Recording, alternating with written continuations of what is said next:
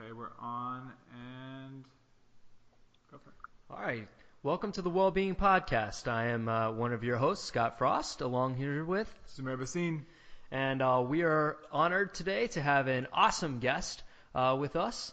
Why don't you talk to us a little bit about our guest, Sumer? I'm so excited for this. So, Wellbeing Nation, we have a guest here. His name is Kevin Johnson, CEO and owner of the Zero Gravity Institute here in Austin, Texas. It is a float spa and relaxation center using tools like hemisync and sensory deprivation. Kevin Johnson is awesome. You actually oversee the development. He actually oversees the development of these float tanks, and he's also the CEO and owner. So welcome, Kevin Johnson. How you doing, man? Thanks, guys. I'm happy to be here. Thank you for having me. Awesome. Well, hey, Scott and I have been doing the float tanks for probably like a year and a half now, right? At least? Yeah, at least a year. Yeah, definitely a year. And it's been probably, I can speak for myself when I say it's the most invaluable experience for me when it comes to really stripping away a lot of the anxiety and tension that comes up with everyday life. Just stripping on like layers and layers of conditioning that comes from the bombardment of technology and people talking to me. It's great to just get in there and just let go of all these things all at once. Yeah, absolutely. It's also been a really cool way that Sumer and I have we've had some really interesting conversations after floating, and I find it almost most interesting how I have almost a different experience every time I float, and some funny, some spiritual, some just physical, and I can't wait to kind of pick your brain on this. And I actually listened to a podcast you had been on, and you were just either in the middle of or finishing. I guess you were doing 100 floats in 100 days. Yeah. That was the start of 2014 for me. I started on January 1st and did 100 floats in 100 days. It was incredible. It was very interesting. Changed my life, I think. Can you talk to us a little bit about that? That sounds very fascinating. Yeah, sure. So, for me, a lot of what floating is at this point, I have over 500 floats now. So for me, floating is a practice, just like meditation or yoga or working out. Like the more you do it, the better you get at it. And as I've acquired more and more time in the flotation tank, what really interests me the most about it, beyond the physical benefits of stress reduction and relaxation and healing and all of those things that come along with it physically, I've become very interested in the consciousness research, the altered states of consciousness that can be achieved, the states of non-ordinary reality that can be achieved in the tank.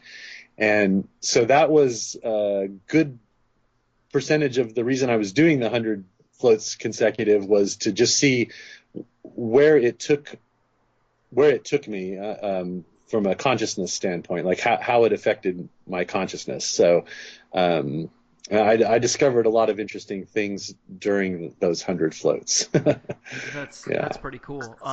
So just for our listeners who are kind of new to this term of floating, it's really kind of the evolution of what started with, I guess, sensory deprivation therapy.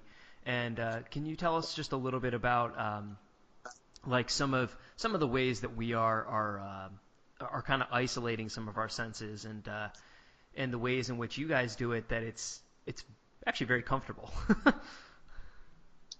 Well, yeah, thanks. We strive for that.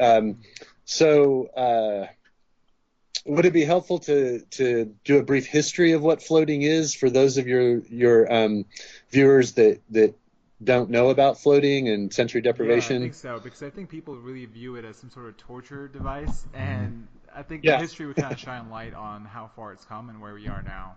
So yeah, go for it. Yeah, I can give you a brief rundown. So flotation tanks were first invented in 1954 by a neuroscientist named John Lilly. And essentially what he was striving to do was to create an environment that was completely free of sensory stimulation, because he believed that without that sensory input, the brain would just switch off, that you would just become unconscious, right?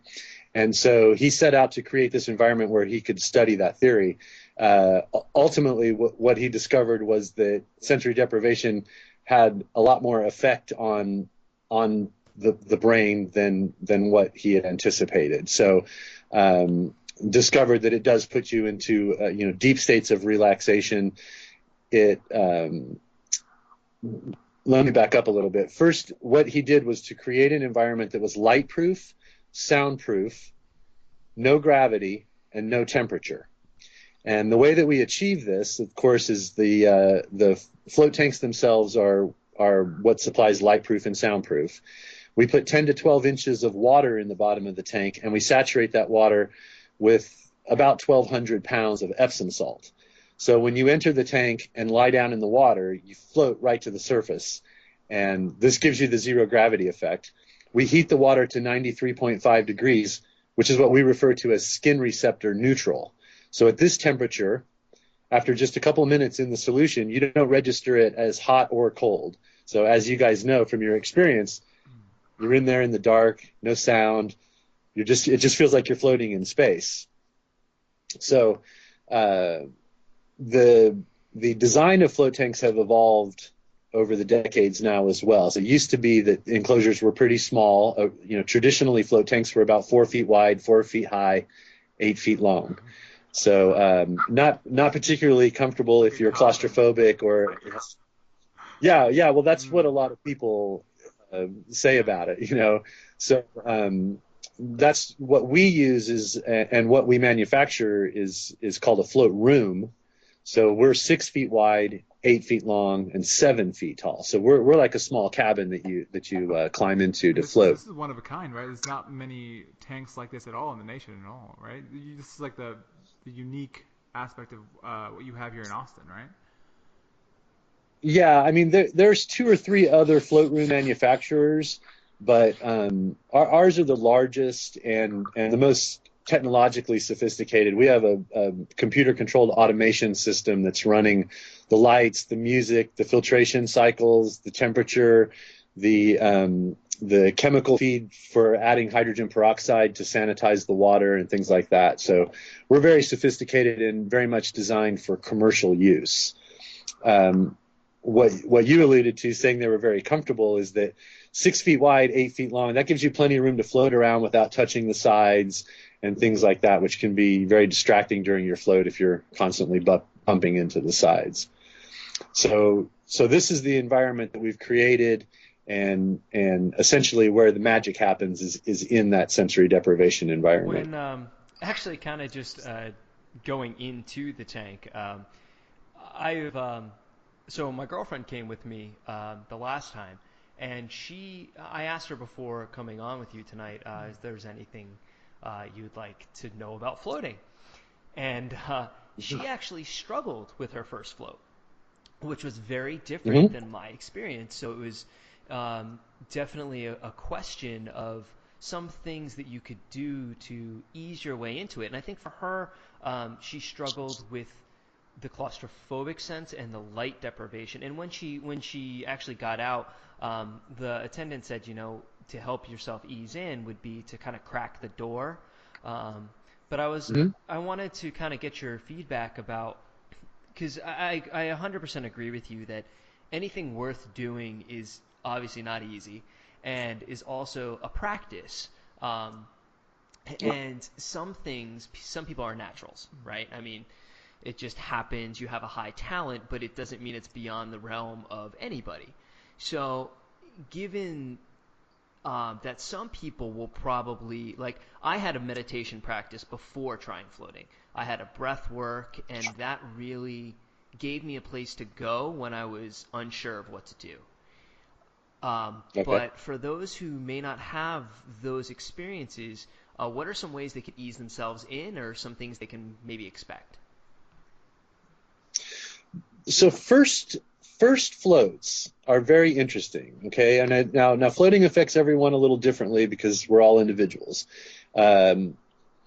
First floats can be challenging for some people. If you're not used to being in that kind of environment or open to that kind of environment, it can be very novel what you're doing. So for a lot of people, it takes a while to relax and settle in to what you're doing. Okay. The trick to floating is essentially you're looking to try to put your brain into a theta state. So you're trying to slow your brain waves down from beta, which is where we are now, 8 to 12 cycles per second, down through alpha, which is, beta is 12 cycles or more, alpha is 8 to 12 cycles, theta is 5 to 7 cycles. Theta state's where you're deeply relaxed. It becomes very visual, very creative kind of space. It's where you are when you're dreaming, when you're in that hypnagogic state in the morning, when you're kind of between waking and sleeping.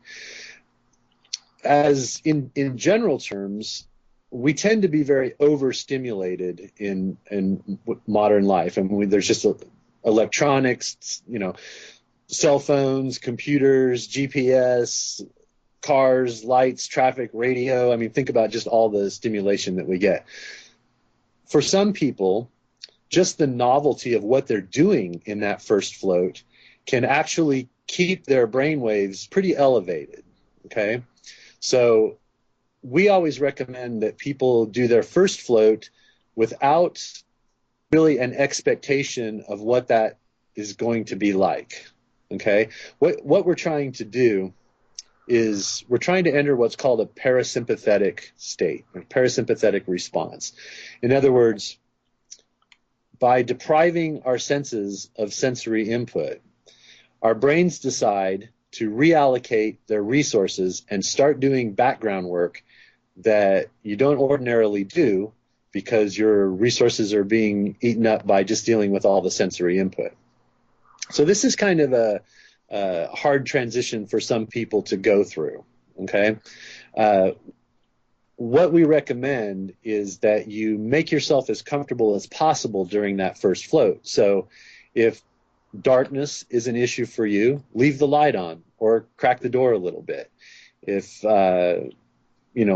do whatever is required to make yourself comfortable so that you can relax and get yourself into that parasympathetic state. I think that's a great answer. That it's because it's completely individual, and because you're depriving all the senses, each person would right. have a different fear response to a different sense. So do whatever makes you comfortable to kind of help you acclimate. I think that's pretty cool. Yeah, go ahead. Right. You could have music going the whole time. You could leave the light on. We can pretty much program the float tank to do whatever you need it to do. If you want to have music for 30 minutes and then it goes silent, if you want to have lights for a certain amount of time and then it goes dark, we're there to help facilitate your experience and make it as effective as possible. So we can do whatever we need. Then with practice, you can get to the point where you're very, very comfortable with that space and with that specific environment that we create. That's really interesting. Scott and I are both strength coaches here in Austin, and it makes sense. Even if you put our first client through a session, it has to be incremental. Like, they're not going to just drop into a movement they've never done before. It has to be progression. So it makes total sense that it's the same practice even in this realm. But I wanted to mention, my first float was really interesting too. I was actually terrified going in. So when I went in, it was like my heart rate was beating super, super fast, and I went into this like survival mode, like sympathetic fight or flight.